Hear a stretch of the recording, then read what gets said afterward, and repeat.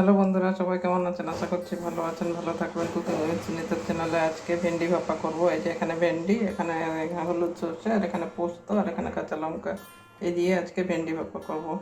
ভেন্ডিটা এভাবে কেটে নিই। এখানে সরষে, পোস্ত, কাঁচা লঙ্কা, একটা টমেটো হাফ দিয়ে দিচ্ছি। এগুলো এখন পেস্ট করে নেবো। বাটির মধ্যে ভেন্ডিগুলো নিয়ে নিচ্ছি।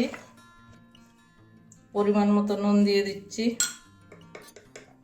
হলুদ দিয়ে দিচ্ছি একটু। এবারে পেস্ট করে রাখা পোস্ত আর সর্ষেটা দিয়ে দিচ্ছি। এবারে কাঁচা সর্ষে তেল দিয়ে দিচ্ছি পরিমাণ মতো। এটা চামচের সাহায্যে মিশিয়ে নিচ্ছি। এবারে দুটো কাঁচা লঙ্কা দিয়ে ঢাকনাটা বন্ধ করে দিচ্ছি। জল দিয়ে টিফিন বাটিটা বসিয়ে এবারে একটা সসপ্যান দিয়ে ঢাকা দিয়ে দিচ্ছি। ঠান্ডা হতে দেবো, তারপরে খুলে দেখা। এই দেখো, ঢাকনাটা খুলে নিয়েছি। এই যে কি সুন্দর হয়েছে। আমি ভেন্ডিগুলো ছোট ছোট কেটেছিলাম।